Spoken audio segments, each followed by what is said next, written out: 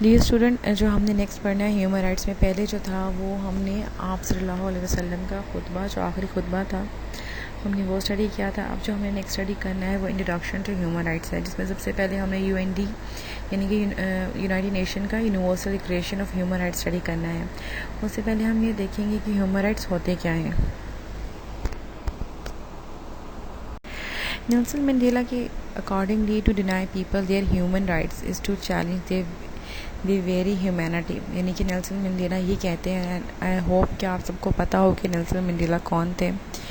उनके अकॉर्डिंगली अगर आप किसी भी इंसान को अगर ह्यूमन राइट नहीं देते तो आप बेसिकली उसकी इंसानियत को चैलेंज कर रहे हैं। नेल्सन मंडेला एक ब्लैक यानी कि हम उनको कैसे कहेंगे, जैसे वाइट पीपल होते हैं, ब्लैक पीपल भी होते हैं। और हम सबको पता है जो ब्लैक पीपल हैं उनको उनके राइट से बहुत ज़्यादा डिनाई किया जाता है इन अदर रिलीजन। पाकिस्तान में इस्लाम में तो काला गोरा अमीर गरीब सब बराबर हैं अल्लाह के नज़र में से। तकवा है जिसकी बेस में जो है ना वो परहेज़ किया जाता है। नेल्सन मंडेला बेसिकली एक फ्रीडम फाइटर थे। आप वो उस तरह से नहीं जैसा भगत सिंह थे, लेकिन उन्होंने अपनी राइटिंग के थ्रू, अपने सेइंग के थ्रू, उनकी एक अपनी स्ट्रगल थी जो उन्होंने ह्यूमन राइट्स के लिए की, क्योंकि उनको खुद एज अ ब्लैक पीपल जो थे ह्यूमन राइट्स से डिनाई किया गया था या उनको उससे जो है दूर रखा गया था। तो इसलिए अगर हम नेल्सन मंडेला की इस कोट को स्टडी करें तो वो सिंपली कहते हैं कि अगर आप किसी इंसान को उसका ह्यूमन राइट नहीं देते या आप उसके ह्यूमन राइट से इग्नोर करते हैं तो इसका मतलब ये है कि आप ह्यूमैनिटी से इग्नोर कर रहे हैं या ह्यूमैनिटी को चैलेंज कर रहे हैं, इंसान को चैलेंज कर रहे हैं। नेक्स्ट है, अगर हम ह्यूमन राइट का इंट्रोडक्शन देखें तो बेटा human rights inherited in human being. Inherited means कि ये हमें कोई कॉन्स्टिट्यूशन, कोई स्टेट, कोई गवर्नमेंट या कोई इंसान नहीं देता, बल्कि जब इंसान पैदा होता है from the very first day ये वो अपने साथ लेके दुनिया में पैदा होता है। जीने का, खाने का, यानी कि रोटी कपड़ा मकान, ये तीन वो बेसिक राइट है जो हर इंसान जो इस दुनिया में आता है वो अपने साथ ये राइट्स लेकर आता है। इसको देता कोई कॉन्स्टिट्यूशन, कोई गवर्नमेंट, कोई स्टेट नहीं देती, बल्कि ये इंसान बाय बर्थ इन राइट्स को लेकर आता है। Everyone has a right to get human rights protected. Number 2, देखिए आपको राइट्स मिल गई, ठीक है, आप ये भी क्लेम कर सकते हैं कि जी ये राइट हमारे इनहेरिटेड है, किसी ने हमें गिफ्ट नहीं किए, किसी ने दी नहीं, किसी का एहसान नहीं है, बल्कि एक इंसान जब पैदा होता है तो उसके साथ ये राइट्स भी पैदा होते हैं। अब नेक्स्ट क्या है, नेक्स्ट उसकी बेसिक डिमांड ये है कि जो उसकी राइट्स है उसको प्रोटेक्ट किया जाए, उसको डिफेंड किया जाए, उसको सेफ किया जाए। देखिए फॉर एग्जांपल, अगर आपके पास राइट्स हैं लेकिन उसकी प्रोटेक्शन ही नहीं है तो उस राइट्स का होने का कोई फ़ायदा नहीं है। अगर वो राइट्स प्रोटेक्टेड ही नहीं है, उस राइट्स को जो है वो प्रोटेक्ट ही नहीं किया जा रहा, तो उन राइट्स का होने का कोई फ़ायदा नहीं। फॉर एग्जांपल, आपके पास राइट टू लिव है, यानी कि आप जिंदा रह सकते हैं और कोई आपको हार्म नहीं पहुंचा सकता, लेकिन लेट्स सपोज कोई हार्म पहुंचाता है, कोई कत्ल कर देता है, कोई आपको इंजरी कर देता है, तो इट्स मीन वो आपका राइट प्रोटेक्टेड नहीं है। तो ह्यूमन राइट्स को जब तक प्रोटेक्शन नहीं मिलेगी, उसको तहफ़्फ़ुज़ नहीं मिलेगा, उसके होने का पर्पस यूजलेस हो जाता है। अगर हम इसके मेन फीचर्स देखें ह्यूमन राइट्स के, तो ये एक बेसिक और इनहेरिटेड फ्रॉम बर्थ होता है और ये बुनियादी हक होता है। ये कोई आप इसको ये नहीं कह सकते कि अल्ट्रा प्रो इसकी कोई फॉर्म है, नहीं, ये बेसिक होता है, ये बुनियादी हक होता है जो आपको बचपन से पैदाइश के साथ मिलता है। ये इक्वल होता है, यानी कि तमाम इंसान जब दुनिया में पैदा होते हैं, चाहे वो अमीर है, गरीब है, काले हैं, गोरे, मेल है, फीमेल है, चाहे वो जो भी है, उनका जेंडर कोई भी है, उनकी नेशनैलिटी कोई भी, उनका मज़हब कोई भी है, उनका कलर कोई भी, उनका क्रीड कोई भी है, वो तमाम के तमाम राइट्स इक्वली जो है हर बंदा अपने साथ ले के पैदा होता है, यूनिवर्सल होते हैं, इनअलाइनेबल होते हैं, यानी कि इसमें कभी भी इसको, इन राइट्स को कभी जवाल नहीं आता। हम ये नहीं कह सकते ये राइट्स आज है तो कल नहीं है, या ये राइट्स ख़त्म हो गए, या ये राइट्स जो है ख़राब हो गए, ऐसा नहीं है। ये यूनिवर्सल है, जितने भी बच्चे या जितने भी इंसान दुनिया में पैदा होते हैं वो ये तमाम राइट्स जो है अपने साथ लेके पैदा होते हैं। अच्छा, अगर हम इस राइट्स को डिसरिगार्ड करें तो ये हमेशा एक बार्बरस एक्ट होता है, यानी कि जबर, और हम इसको ये कह सकते हैं कि सोसाइटी जो है वो इंतशार का की एक फॉर्म ले लेती है, सोसाइटी में पीस नहीं रहता, बैलेंस नहीं रहता। जब तक आप इन राइट्स को डिफेंड करते हैं, जब तक आप इन राइट्स को प्रोटेक्ट करते हैं, तब तक सोसाइटी पीसफुल रहती है, तब तक जो है जहाँ पे इंसान रह रहा है उसका इन्वायरमेंट जो है वो पीसफुल रहता है। लेकिन अगर आप इस राइट्स को डिसरिगार्ड करेंगे, आप इन राइट्स को एक्सेप्ट नहीं करेंगे, तो एक जो है वो जबर और एक आप जुल्म और सितम की जो है एक आप इन्वायरमेंट देखते हैं। इसलिए ज़रूरी है कि आप रिकग्नाइज करें, रिस्पेक्ट करें every human being in political, social, culture, economic sphere. यानी कि एक ह्यूमन बीइंग की हमें ये पता चलता है कि जो राइट्स हैं वो उसके पॉलिटिकल होते हैं, सोशल होते हैं, कल्चरल होते हैं और इकोनॉमिक होते हैं। और ये लाजमी है एक इंसान के इन राइट्स को, यानी कि सोशल राइट्स को, पॉलिटिकल, कल्चर, इकोनॉमिक राइट्स को जो प्रोटेक्ट भी किया जाए और रिस्पेक्ट भी किया जाए, रिकग्नाइज भी किया जाए, तस्लीम किया जाए कि हाँ एक इंसान के पास सोशल, पॉलिटिकल, इकोनॉमिक राइट्स हैं। ये इनडिवाइसेबल हो जाते हैं, इनको तकसीम नहीं किया जा सकता, इंटर रिलेटेड होते हैं और इंटरडिपेंडेंट होते हैं। For inter related and interdependent का मतलब ये है कि बेटा सोसाइटी में रहते हुए हम हमारे राइट्स जो है वो एक दूसरे पे डिपेंड कर रहे हैं। यानी कि जो मेरा राइट है वो आपकी ड्यूटी है। मेरा राइट क्या है? Right to live. और आपकी ड्यूटी है कि आप उस राइट को जो है रिकग्नाइज भी करो और रिस्पेक्ट भी करो। इसी तरह आपका राइट है राइट टू लिव, तो ये मेरी ड्यूटी है कि मैं इस राइट को जो है रिकग्नाइज भी करूँ और रिस्पेक्ट भी करो। और इंटरडिपेंडेंट है, यानी कि हमने इन राइट्स की जो प्रोटेक्शन है वो एक दूसरे के साथ मिलके करनी है, क्योंकि हमारे जो राइट्स हैं एक दूसरे के ऊपर डिपेंड करते हैं। जैसे मैंने पहले एग्जांपल दी कि राइट टू लिव है, वो आपके पास भी मेरे पास भी है, लेकिन हमने जब तक इसको रिकग्नाइज और रिस्पेक्ट नहीं करेंगे तब तक ये प्रोटेक्टेड नहीं होंगे। Human rights demanding treaty other as वो एक्सपेक्ट अदर ट्रीट अस, यानी कि अगेन वही बात, इंटरडिपेंडेंट एंड इंटर रिलेटेड है। ह्यूमन राइट्स यही कहता है कि हमें दूसरों के साथ वैसे ही ट्रीट करना चाहिए, वैसा ही बिहेवियर रखना चाहिए जैसा कि हम एक्सपेक्ट करते हैं कि दूसरे हमारे साथ रखें, दूसरे हमारे साथ बिहेवियर रखें। ऐसा नहीं है कि हम खुद अपने लिए ह्यूमन राइट्स की प्रोटेक्शन डिमांड करें और दूसरों को हम एनिमल एटीट्यूड के साथ ट्रीट करें। जस्ट लाइक कश्मीरीज के साथ क्या है कि उनके पास ह्यूमन राइट्स नहीं है, जबकि इंडियंस जो है वो ह्यूमन राइट्स एंजॉय करते हैं। तो ये ह्यूमन राइट्स को रिकग्नाइज, देखिए वहाँ पे ह्यूमन राइट्स रिकग्नाइज नहीं किया जाता, रिस्पेक्ट भी नहीं किया जाता, इसलिए वहाँ पे हर वक्त एक जंग की जो है वो कैफियत रहती है। अगर इंडियन गवर्नमेंट कश्मीर और इवन के फ़लस्तीनीज़ के साथ जो होता है, अगर उनकी ह्यूमन राइट्स को प्रोटेक्ट किया जाए, रिकग्नाइज किया जाए, रिस्पेक्ट किया जाए, तो वहाँ पे एक बहुत पीसफुल और बहुत फ्रेंडली इन्वायरमेंट जो है वो क्रिएट हो सकता है। अगर हम डेफिनेशन ऑफ ह्यूमन राइट्स की बात करें तो क्योंकि आज हमने जो डॉक्यूमेंट पढ़ना है वो है universal declaration of human rights, उसके अकॉर्डिंगली, और ये डिक्लेरेशन जो है 1948 में दिया गया था। इसके accordingly all human beings are born free and equal in rights and dignity, यानी कि तमाम के तमाम इंसान जो है वो आज़ाद पैदा हुए हैं और इक्वल हैं, किस पर्सपेक्टिव में? अपने डिग्निटी को मेंटेन करने के लिए, यानी कि इनके पास इक्वल राइट्स हैं, आज़ाद पैदा हुए हैं और वो ये हक रखते हैं कि वो अपनी डिग्निटी को मेंटेन रखें या डिग्निटी रखें।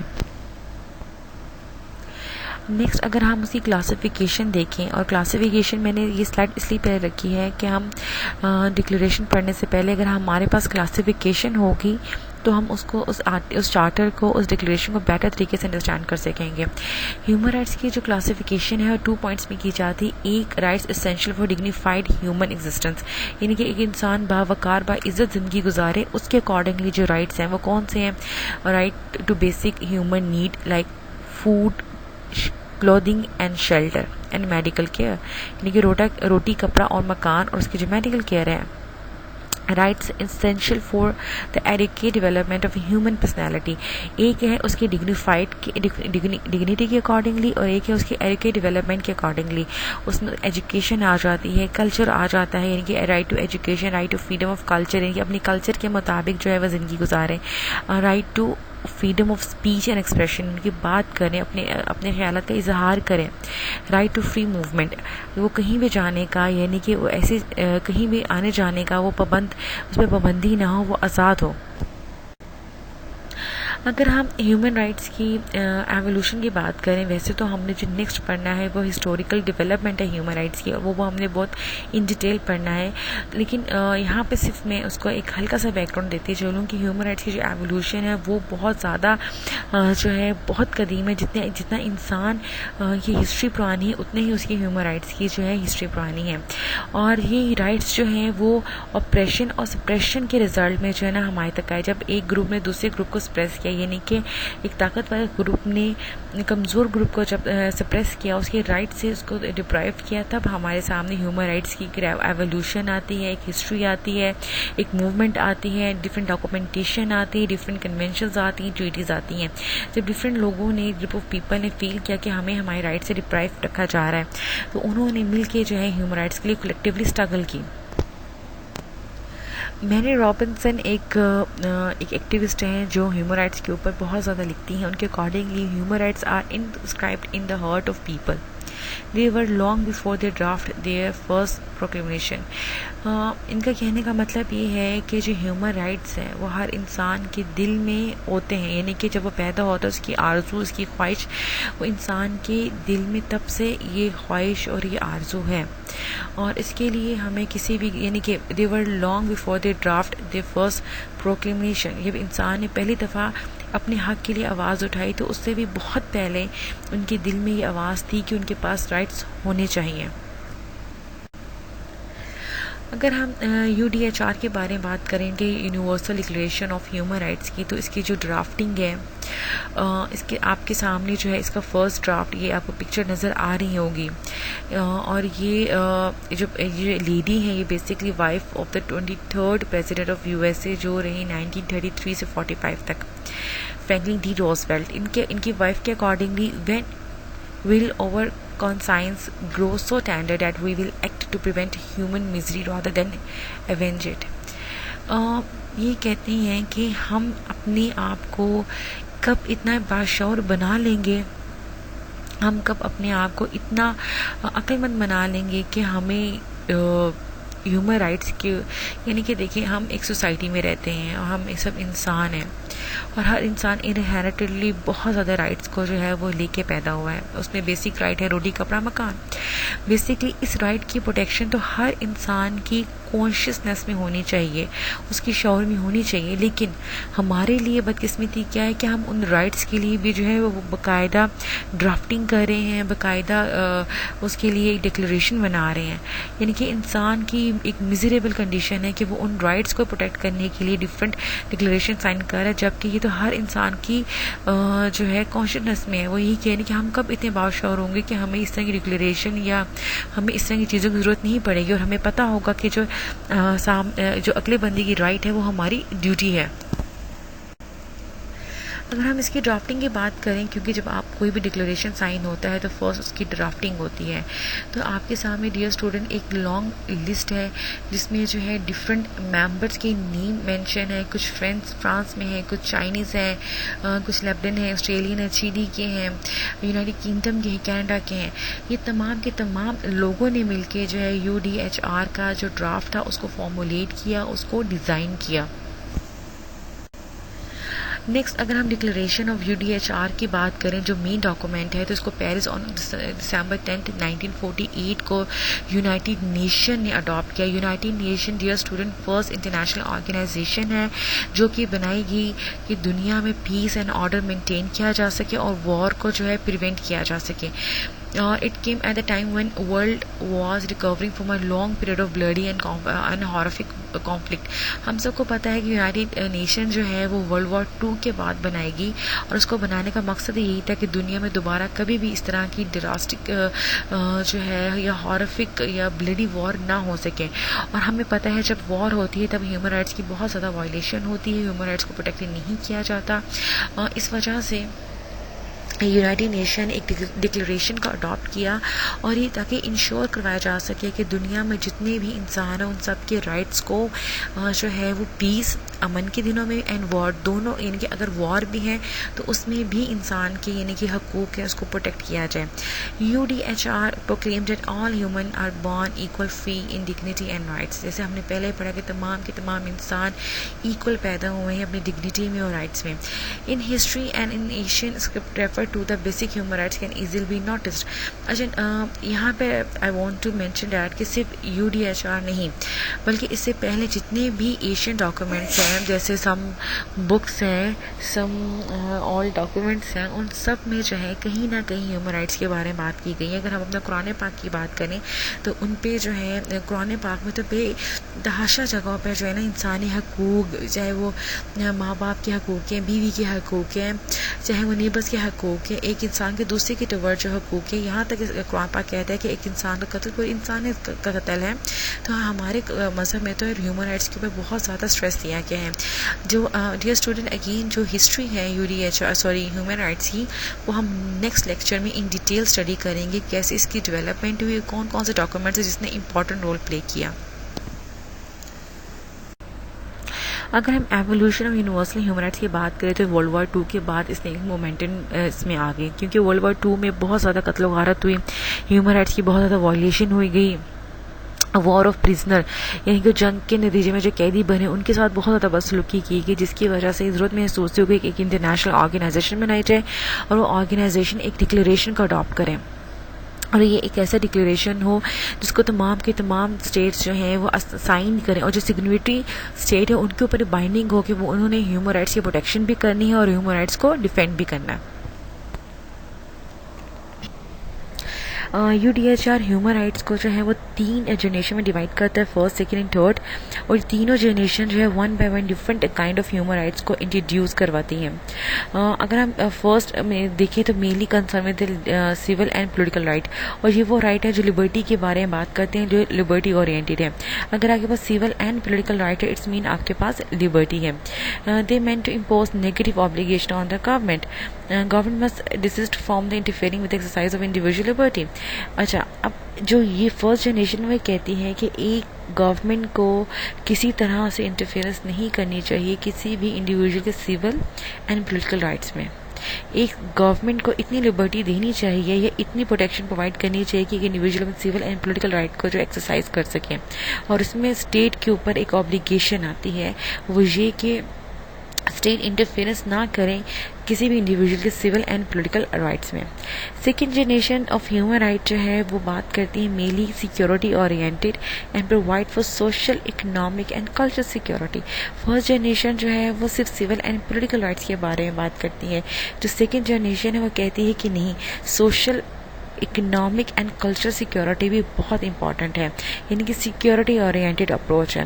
दे are positive in nature, making its a duty of state to ensure for the realization these right. अब second generation of human right अंदर UDHR वो बात करती है कि हम स्टेट की ड्यूटी है, स्टेट की रिस्पॉन्सिबिलिटी है कि वो इंश्योर करे social, economic and cultural right, और ऐसा इन्वायरमेंट डेवलप करे कि एक इंडिविजुअल जो है अपने इन राइट्स को जो है वो एक्सरसाइज कर सके। थर्ड जनरेशन जो है वो एक वाइड स्पेस में आ जाता है। वो क्या करते हैं, वो कहते हैं these right are of recent origin, यानी कि जैसे जैसे डेवलपमेंट हो रही है वैसे वैसे ह्यूमन राइट्स में भी डेवलपमेंट आ रही है। They have merge due to various new concern such as environmental, culture and development rights. पहले आप डियर स्टूडेंट, आप इन्वायरमेंटल राइट्स है, यानी कि जो इन्वायरमेंट के ऊपर इतना फोकस नहीं किया जाता था ना कल्चर के ऊपर, civil, political and social rights, that's it. लेकिन आजकल के दौर में इन्वायरमेंटल राइट्स के ऊपर बहुत ज़्यादा बात की जाती है, इन्वायरमेंटल पोल्यूशन के बारे में बहुत ज़्यादा बात की जाती है, क्लीन एयर, क्लीन सिटीज़ के बारे में बहुत ज़्यादा बात की जाती है। तो ये बेसिकली राइट्स है जो with the passage of time develop हुए, जिसमें कल्चर राइट है, डेवलपमेंटल राइट है।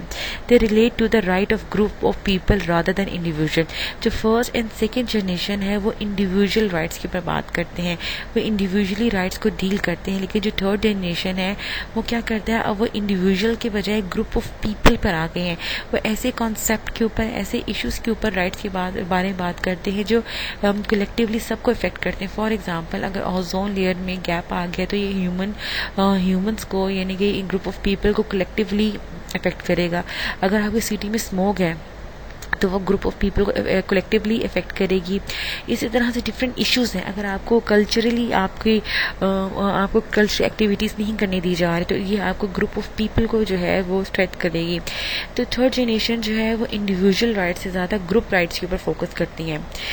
Developing country have played a significant role in bringing about international consensus on this rights. ठीक है, यानी कि जो डेवलपिंग स्टेट हैं जैसे लाइक पाकिस्तान, वो अपना बहुत ज़्यादा इंपॉर्टेंट रोल प्ले कर रही हैं ताकि वो एक इंटरनेशनल कंसेंसस डेवलप कर सके इन राइट्स के ऊपर। For example of this right declaration on the right of develop adopt by the United nation general assembly in 1968, एक डिक्लेरेशन टू डेवलप, कि हम नई चीज़ें डेवलप करें, हम इनोवेशन करें, हम नई से नई चीज़ की तरफ जाएं, ये एक राइट है। ठीक है, हमने इसको भी प्रोटेक्ट किया। देखिए डिफरेंट, आप देखिए डे टू डे कितनी डेवलपमेंट हो रही है, डे टू डे नई टेक्नोलॉजी आ रही, नई मैन्युफैक्चरर्स आ रहे हैं, डिफरेंट प्रोडक्शन यूनिट्स लग रही हैं। कैसे लग रही हैं? क्योंकि इनके पीछे पूरी एक डिक्लेरेशन अवेलेबल है जो इनके राइट्स को प्रोटेक्ट करते हैं। अगर हम birth of human again UDHR के बारे में बात करें तो 20th सेंचुरी ने एक अगेन वर्ल्ड वॉर 2 में बहुत ज़्यादा डिस्ट्रक्शन देखी, और वर्ल्ड वॉर 2 के बाद हमें यूनाइटेड नेशन को स्टैब्लिश किया 1945 में। और इसका पर्पस क्या था? World peace, prosperity and happiness और of all human all over the world in respective of their race, religion, caste, creed, colour and community. यानी कि दुनिया के तमाम लोगों को खुशी देना, पीस देना, हैप्पीनेस देना, प्रॉस्पेरिटी देना, और बगैर किसी रिलीजियस, कास्ट, कलर और क्रीड और कम्युनिटी के। अगर हम यूनिवर्सल डिक्लेरेशन ऑफ राइट्स को एक नज़र देखें तो हमें ये पता चलता है कि ये एक बहुत इम्पॉर्टेंट चार्टर है यूनाइटेड नेशन का, जो कि प्रोक्लेम करता है ह्यूमन राइट्स का। अगर हम इसमें मौजूद डिफरेंट कोटेशन को देखें तो क्या कहती हैं? वो कहती है reaffirm faith in the fundamental human rights, in the dignity and the worth of human person, in the equal rights of man and women. यानी कि हम ये इंश्योर करते हैं कि इंसानों को बुनियादी हकूक मिलने चाहिए, फंडामेंटल ह्यूमन राइट्स, और उसकी वर्थ और उसकी डिग्निटी जो है हर इंसान की इक्वल, यानी कि उन राइट्स को मिलने की वर्थ और डिग्निटी इक्वल है, चाहे वो मैन है चाहे वुमेन है, पूरी दुनिया के। यानी कि हम ये बार बार यकीन दहानी दिलाते हैं, यकीन दहानी करवाते हैं कि तमाम के तमाम फंडामेंटल राइट्स इक्वली अवेलेबल होंगे विद इक्वल डिग्निटी और वर्थ के तमाम ह्यूमन को, और उसमें चाहे वो मर्द है चाहे वो औरत है। Universal respect for and observance of human rights and fundamental freedom for all without distinctions as to race, sex, language और रिलीजन, बगैर किसी बदतमीज के बगैर किसी तमीज़ के, यानी कि हम बगैर किसी हर्डल के या बगैर किसी डिस्क्रिमिनेशन के तमाम ह्यूमन राइट्स जो है वो तमाम इंसानों को दिए जाए, चाहे उनका कोई भी जेंडर हो, कोई भी रेस हो, कोई भी लैंग्वेज हो या कोई भी रिलीजन हो। ये इंश्योर करवाना यूनाइटेड नेशन की जो है ये UDHR की रिस्पॉन्सिबिलिटी है। लेकिन ये स्टूडेंट, अगर हम इसका क्रिटिकल एनालिसिस यहाँ करें तो UDHR और यूनाइटेड नेशन जो है वो फेल हो गया है ह्यूमन राइट्स को प्रोटेक्ट करने में कश्मीर एंड फ़लस्तीन में। ये दो ऐसे मेन पार्ट हैं जो जोग्राफिकली बहुत बड़े हैं, जहाँ पे लोगों की तादाद बहुत ज़्यादा है, लेकिन ह्यूमन राइट्स की वायलेशन भी बहुत ज़्यादा एक लार्ज स्केल में हमें देखने को मिलती है। लेकिन अगेन यूनाइटेड नेशन और यूनाइटेड नेशन UDHR दोनों ही बिल्कुल खामोश हैं इन दोनों जगहों पे जो ह्यूमन राइट्स की वॉलेशन हो रही है। तो ये क्रिटिकली हम इसका क्रिटिसिज्म कर सकते हैं UDHR का कि ये ह्यूमन राइट्स को फुली प्रोटेक्ट करने में काफ़ी हद तक फेल हो चुकी है, बल्कि फुली फेल हो चुकी है, क्योंकि कश्मीर में जिस तरह से ह्यूमन राइट्स की वॉलेशन की जा रही है और जिस तरह फ़लस्तीन में मुसलमान होने की वजह से वॉलेशन की जा रही है, ये यूनाइटेड नेशन के ऊपर एक सवालिया निशान है। अगर हम UDHR को देखें तो ये एक सडन इवेंट नहीं था, बल्कि एक बिल्कुल एक एफर्ट है, एक लॉन्ग टर्म मूवमेंट है, डिफरेंट मूवमेंट ने मिलके, इंसान की कॉन्साइंस ने मिलके, चेंजिंग थिंकिंग ने मिलके जो है यूडीएचआर को डेवलप किया। और इसकी डिक्लेरेशन जो ऑफिशियली साइन हुई 10 दिसंबर 1948 को, जैसे मैंने बताया। और डिक्लेरेशन मेनली ऐसा नहीं है कि बस पूरी दुनिया की कम्युनिटी के लोग और उन्होंने बैठ कर साइन किए, नहीं, बल्कि ये एक सोची समझी एफर्ट है जो की गई ताकि इंसानों को जो है उनके बुनियादी हकूक दिए जाए और इंसानों को जुल्म सितम और भूख से जो है वो निजात दिलाई जा सके। लेकिन अगेन अगर हम सोमालिया में देखें, अफ्रीकन स्टेट्स देखें, तो वहाँ पे इंसान जो है, हज़ारों बच्चे जो हैं हर साल जो है वो भूख की वजह से मर जाते हैं, इग्नोरेंस की वजह से मर जाते हैं, इनजस्टिस की वजह से मर जाते हैं। महात्मा गांधी कहते हैं कि peace all over the world can be establish not by gunpowder but on pure justice. Gunpowder यानी कि बंदूक की नोक पर आप पूरी दुनिया में पीस नहीं इस्टेब्लिश कर सकते। अगर आपने पीस इस्टेब्लिश करना है तो आपको सिर्फ और सिर्फ जो है जस्टिस को प्रिवेल करना पड़ेगा, तो जस्टिस को इम्प्लीमेंट करना पड़ेगा। जब तक आप जस्टिस इम्प्लीमेंट नहीं करेंगे पूरी दुनिया में पीस इस्टेब्लिश नहीं होगा। लूथर किंग क्या कहते हैं? Justice anywhere is a threat, injustice anywhere is a threat to justice everywhere. यानी कि अगर कहीं भी ना इंसाफी हो रही है तो पूरी दुनिया की इंसाफ के लिए ख़तरा है। अगर आप ना इंसाफी को कहीं भी बर्दाश्त कर रहे हैं तो पूरी दुनिया के इंसाफ जस्टिस सिस्टम के लिए ख़तरा है। यानी कि अगर आप कश्मीर में, फ़लस्तीन में ना इंसाफी बर्दाश्त कर रहे हैं तो पूरी दुनिया में जो जस्ट है उसको ख़तरा है। पूरी दुनिया में जो इंसाफ है कि सिस्टम है, जस्टिस का सिस्टम है, उसको ख़तरा है। यूडीएचआर को अगर हम इन डिटेल स्टडी करें तो उसका आर्टिकल नंबर 1 ये कहता है, जो प्रीम्बल यानी कि उसका अब्तदाई वही कहता है कि all human being are born free equal in dignity, they are endowed with a reason. यानी कि हर इंसान के पास रीजन है, कंसाइंस है। Should act toward one another in a spirit of brotherhood. यानी कि हर इंसान के पास अक्ल है, वो शऊर रखता है और उसको एक दूसरे के साथ जो है भाईचारे की ही लैंग्वेज में बात करनी चाहिए।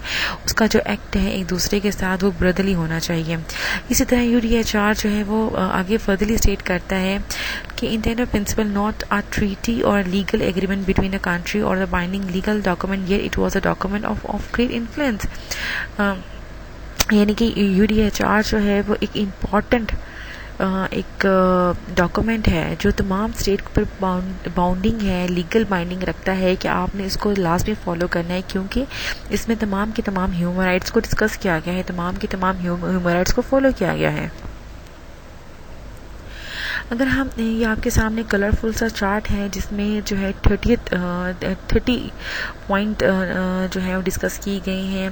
ये यूडीएचआर कहता है we all born free with equal rights, we have right to free from discrimination, different rights हैं। ये 30 इंपॉर्टेंट राइट्स जो हैं वो इसमें डिस्कस किए गए हैं।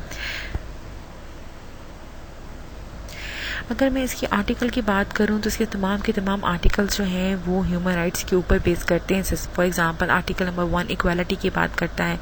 Article number 2 freedom from discrimination, ये किसी किस्म का तासुब नहीं रखा जाएगा, तमाम इंसानों के पास इक्वल ही राइट अवेलेबल होंगे।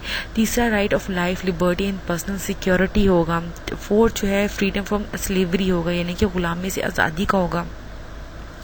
आपको हक नहीं है कि आप गुलाम किसी को बना के रख सकते हैं। हाँ, आप पे मुलाजिम लाजमी रख सकते हैं, सर्वेंट लाजमी रख सकते हैं, लेकिन स्लेवरी का कॉन्सेप्ट जो है वो ख़त्म कर दिया गया। Freedom from torture and degrading treatment, आप किसी भी बंदे को टॉर्चर नहीं कर सकते, उसको डिग्रेड नहीं कर सकते। Right to recognition as a person before the law, यानी कि आपको कानून के नज़र में पेश होने का हक है। आप कोई भी कानूनी कार्रवाई कर सकते हैं अगर आपके राइट्स को वायलेट किया जा रहा है। Right to equality before the law, आप कानून की नज़र में इक्वल हैं।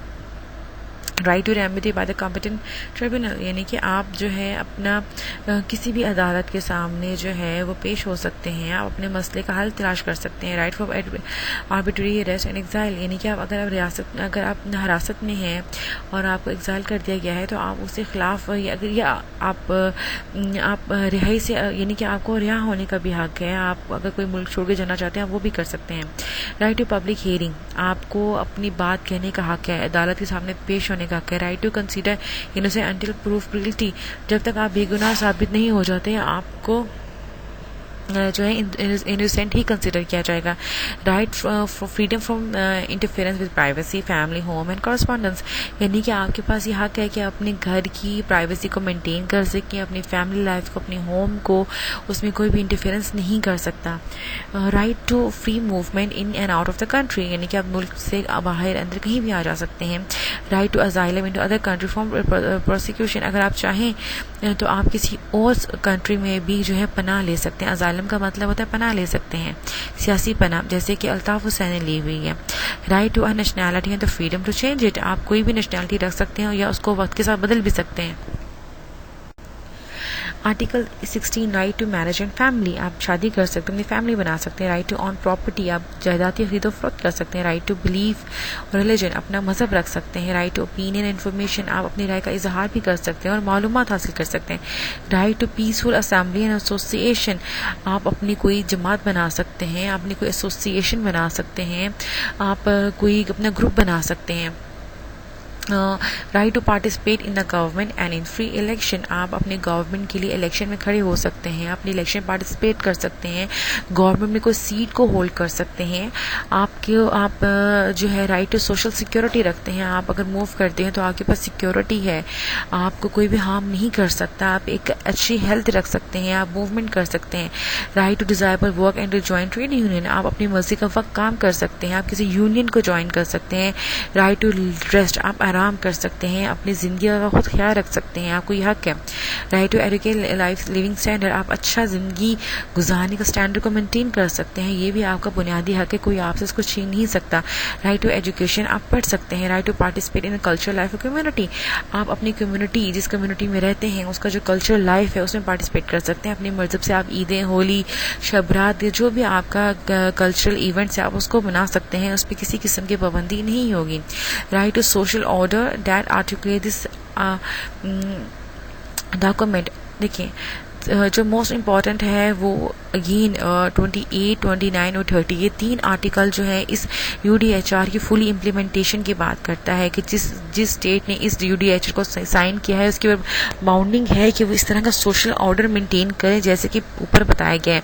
जो से राइट्स ऊपर एक्सप्लेन किए गए हैं उसके अकॉर्डिंगली जो है डिफरेंट सोशल ऑर्डर को जो है वो मेंटेन करें, उसको कायम करें।